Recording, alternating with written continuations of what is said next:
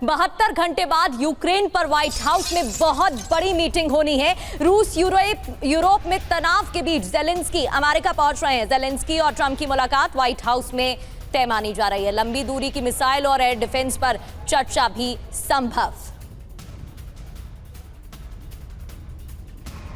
तो ज़ेलेंस्की और ट्रंप की मुलाकात और इस दौरान कई महत्वपूर्ण मुद्दों पर बातचीत हो सकती है, क्योंकि इससे पहले टॉमहॉक मिसाइल को लेकर भी बात हुई थी। ज़ेलेंस्की का भी इस पर बयान सामने आया था कि इससे दबाव बनेगा रशिया पर।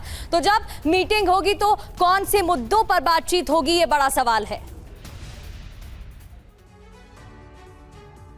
और रूस यूरोप में तनाव के बीच ज़ेलेंस्की अमेरिका पहुंच रहे हैं। ज़ेलेंस्की और ट्रंप की मुलाकात व्हाइट हाउस में तय मानी जा रही है। इस बीच कौन से मुद्दे होंगे 72 घंटे बाद जब ये मीटिंग होगी तो ये कितनी महत्वपूर्ण होगी। ज़ेलेंस्की का अमेरिका दौरा, रूस विध्वंस का ब्लूप्रिंट तो कहीं तैयार नहीं हो रहा। यूक्रेन के राष्ट्रपति ज़ेलेंस्की वॉशिंगटन जा रहे हैं और वॉशिंगटन में राष्ट्रपति डोनाल्ड ट्रंप से मुलाकात होगी। दोनों नेताओं के बीच 2 बार फोन पर बातचीत इससे पहले हो चुकी है। रूसी हमलों को लेकर जवाबी रणनीति पर बात होगी। अब मुख्य एजेंडा इस दौरान क्या रहेगा? रूस पर बड़े हमले की रणनीति बन सकती है, जिस तरीके से अभ्यास हो रहा है। और फिर ये मुलाकात अपने आप में बहुत महत्वपूर्ण है। रूस के अंदर तक नए हमले के टारगेट तय किए जाएंगे। यूक्रेन की एयर डिफेंस सिस्टम को और मजबूत करने पर चर्चा होगी। लंबी दूरी की हमलावर क्षमताओं पर भी बातचीत होगी। तो इसलिए ये बैठक बहुत जरूरी। मनीष झा हमारे सहयोगी लगातार बने हुए हैं। मनीष, फोन पर तो बात हो ही रही थी, लेकिन अब जो बातचीत है वो मुलाकात से, यानी कि लाइव बातचीत होगी। तो इसका क्या असर देखने को मिल सकता है? क्योंकि पहले ही ज़ेलेंस्की कह रहे हैं, जो टॉमहॉक मिसाइल की बात चल रही है, अगर वो वाकई में मिल जाती है तो रशिया पर दबाव बनेगा। देखिए, 17 अक्टूबर वो तारीख है जब लगता है कि रूस और यूक्रेन युद्ध आर या पार की स्थिति में होगा। यानी कि अगर ट्रंप ने हरी झंडी दे दी और टॉमहॉक मिसाइल मिला तो जाहिर है कि उसके बाद इस युद्ध की इंटेंसिटी बहुत अधिक बढ़ जाएगी। लेकिन वहीं दूसरी तरफ गाजा में हुए सीज फायर से उत्साहित ट्रंप हो सकता है कि 17 अक्टूबर की मीटिंग के बाद उसे एक रणनीतिक तौर पर इस्तेमाल करे। मसलन कि वो पुतिन को ये कहे कि मैं पीस थ्रू स्ट्रेंथ की पॉलिसी के तहत बढ़ना चाहता हूं, या तो मैं टॉमहॉक मिसाइल दे दूंगा, मैं नाटो को खुले हाथ आगे बढ़ने की इजाज़त दे दूंगा, वरना आप आकर नेगोशिएशन करिए। और वो नेगोशिएशन किसी भी रूप में हो सकता है। खुद ट्रंप मॉस्को जाने का ऐलान कर सकते हैं, पुतिन और ज़ेलेंस्की की मीटिंग की बात कर सकते हैं। लेकिन 72 घंटे बाद रूस और यूक्रेन युद्ध का एक निर्णायक मोड़ आने वाला है। यकीन मानिए, अगर टॉमहॉक दे गया तो उसके बाद से इस जंग को रोकना आसान नहीं होगा। ठीक बात है। और सिंघल साहब हमारे साथ मौजूद हैं। सिंघल साहब, इस मुलाकात से कुछ होगा, इसकी उम्मीद की जाए क्या?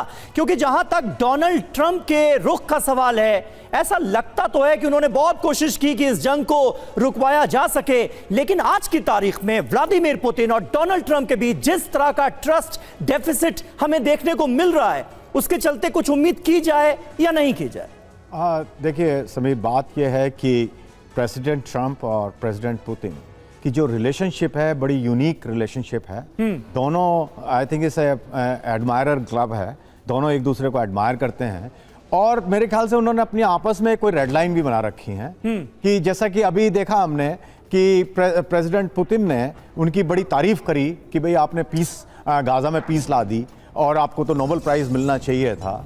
तो वो इंडिकेट करता है दे स्टिल हैव सम अभी अंडरस्टैंडिंग है।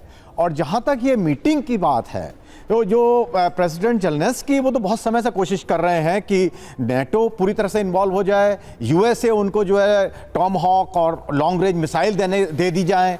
तो जो उनका एजेंडा है ज़ेलेंस्की का बहुत क्लियर है कि जब तक नेटो और उनको उसको भी मालूम है कि जब तक नेटो और यूएसए इन्वॉल्व नहीं होंगे उनको कोई संभावना नहीं है उसमें, तो उनकी तरफ से पूरी कोशिश रहेगी। लेकिन प्रेसिडेंट पुतिन का जो है हिसाब है, मेरे ख्याल जो मुझे लग रहा है कि वो हाइब्रिड वार से बड़े खुश हैं। उनका अपना वो कभी जो है वो अपना एक्सरसाइज कर लेते हैं, उसके बाद नेटो उसके बाद रिएक्ट करता है।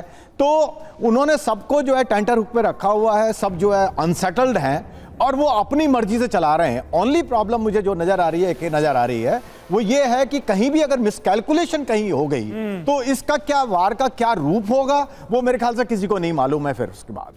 तो ये मुझे एक वो संभावना लग रही है। लेकिन अभी जो लग रहा है मुझे वो यही लग रहा है कि ये एक दूसरे से मेरे ख्याल से बातचीत करते रहेंगे और एक दूसरे को धमकी देते रहेंगे। उससे ज़्यादा मुझे इसमें ज़्यादा नहीं लग रहा है। ठीक है, और देखिए इस बीच एक अहम खबर है। जर्मन खुफिया प्रमुख मार्टिन येगर का बड़ा दावा सामने आया है। रूस किसी भी वक्त यूरोप पर हमला कर देगा। मार्टिन येगर कह रहे हैं कि मॉस्को यूरोपीय संघ को जंग का एक पक्ष मान रहा है। तो साफ है कि यूरोपीय देशों में डर है, खौफ है। रूस कहर बरपाएगा ऐसा लग रहा है, जिस तरीके से बयान भी सामने आए हैं। German spy chief Martin Jaeger ने यूरोप को चेताया है, बयान दिया है। रूस किसी भी समय यूरोप से सैन्य टकराव करेगा, यह कहा गया है। और मॉस्को ईयू को पहले से ही युद्ध का हिस्सा मान रहा है, यह भी समीर इसके साथ क्लियर किया गया है। जी हां, और पहले रूस साइबर अटैक से यूरोप को अस्थिर करेगा। यूरोप में कभी भी खुले संघर्ष की शुरुआत हो सकती है। अचानक हमले की संभावना से भी इनकार नहीं किया जा सकता, ये अंदेशा लगाया जा रहा है। और इस वक्त जिस तरह के हालात हैं, जिस तरह की खबरें सामने आ रही हैं, उससे ये बात कल्पना से जुदा भी नजर नहीं आती।